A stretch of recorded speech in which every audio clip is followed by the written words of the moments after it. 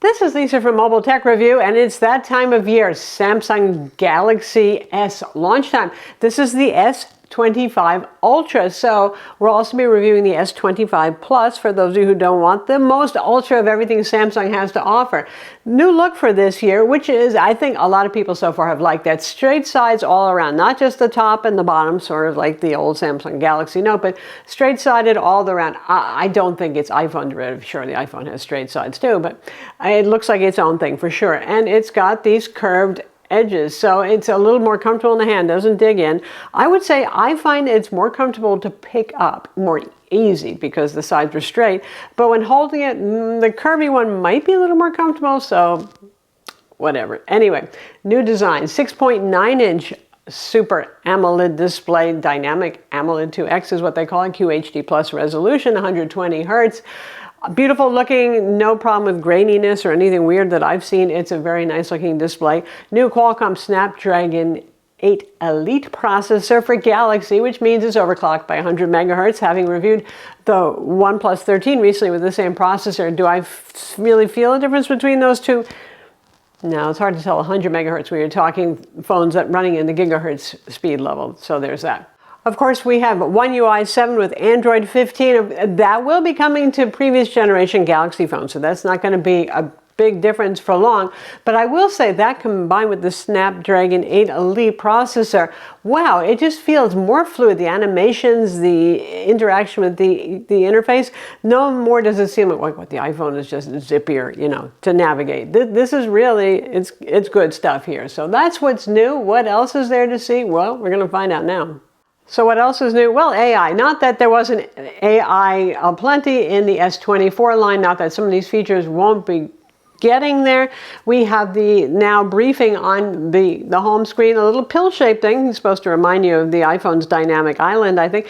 And it tells you, well, I don't know, at first it seemed like a great idea. Maybe it'll become more useful, but today's weather, for example, any upcoming calendar events that you have are reminders, and news items, typically political news, which I've had enough of. I don't need to see this anymore, but there it is.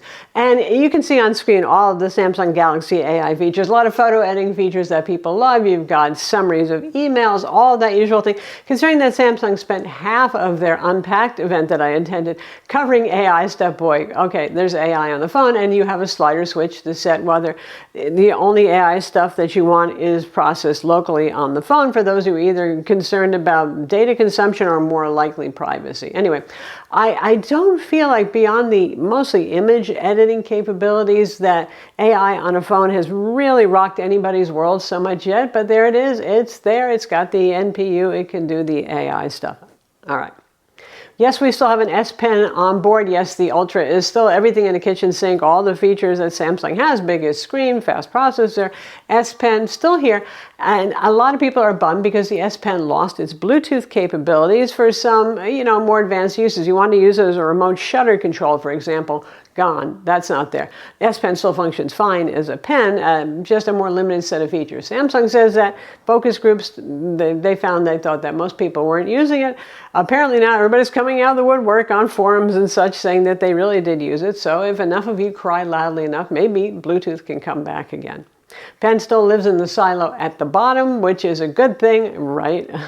And you can get larger S Pens if you really use the feature a lot and you want something more ergonomic and easier to hold for long form use, that sort of thing. Just about everything else is the same. So I know a lot of reviews have been like, meh, and some end users have been like, meh, the S23 to S24 wasn't a whole big jump, and here the S25, not so big a jump. I think the design change is probably the biggest thing. That doesn't mean that this isn't a really nice, super high-end phone. For those of you who can fork over $1,300, thank God for Samsung's very aggressive pre-order programs where you can save like up to $1,000 with trade-in and stuff like that off the phone, making it a lot cheaper. And I'm sure carriers will continue to have specials. There'll be holiday specials. So it doesn't mean you're going to have to pay $1,300 for this 256 gigabyte base model. Of course, the usual promo is you get a 512 gig for the price of a 256 when the phone is launched if you order directly from Samsung. But anyway, you can get it with up to 1 terabyte of storage as well. No matter what, 12 gigs of RAM. Some people think the Ultra should have 16. I'm not going to say you're wrong if you feel that way. Not that 12 isn't adequate with all these AI features and stuff. You'd feel more future-proof. And for for a phone that gets a lovely 7 years worth of security updates, more RAM to keep it functional longer is a thing. Anyway, there's that. Speaking about that is one of the pluses when looking at something like OnePlus, get it, the OnePlus 13 we just reviewed, which was a fantastic phone that sits somewhere between this Ultra and the S25 Plus that we're going to review. But I have found, and I mean I own OnePlus phones too, that they're often a little more lackadaisical about getting those security updates out, and Samsung is just on it every month. You've got those, so it's a nice peace of mind there, along with Samsung Knox and all that sort of thing for security things. Of course, you got the usual in-display fingerprint scanner and face recognition for your biometric kind of stuff as well. One more thing that did change, though, the cameras are the same as the last generation. Since this is all about the highest and apex of mobile photography, maybe you hope for more. But one thing, the ultra wide angle did get improved. You get a higher resolution sensor now there, and that was welcome because honestly, the ultra wide angle was a little on the weak side. I would have liked them to go back to that 10x telephoto. No, we still got the 3x, we got the 5x. Not that it can't do with software interpolation, which is part of the improvements that we see generationally these days with Samsung camera phones. Not that they can't do some wonders with that sort of thing, but that 10x really set it apart. It was part of the Ultra thing. Remember that whole space zoom phenomenon, the crazy things and all that stuff? It would kind of be nice for a phone this big and this expensive. But honestly, even if I do zoom to 10x using the 5x lens, it does a pretty good job, and the cameras are quite good. They're some of the best you're going to find on the phone, so it isn't lacking there.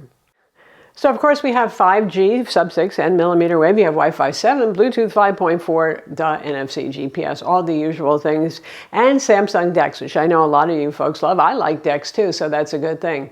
We have a 5,000 milliamp battery, so that means solid battery life. The Ultra has always been among the best in Android phones, right up there with the iPhone 16 Pro Max in terms of run times. Good stuff there. And you got 45-watt wired charging. Not that there's a charger on the box. You're going to have to, supply your own charger. And you have Qi 2 wireless charging. Magnetic charging, with the catch is, as same with the OnePlus, you're going to have to get a case that has magnets, and if you want to use that MagSafe style charging. I don't know what that is, but that seems to be a thing with Android phones this year. Get a case if you want that feature, but at least then you do get it. So that's the Samsung Galaxy S25 Ultra titanium frame, available in a bunch of colors. Some of the best cameras in the industry. S Pen as ever for those of you who like to take notes, doodle, whatever it is you're doing with that S Pen. I like to draw, so I do enjoy that sort of thing. Handy for a circle to edit, your images, all that sort of thing.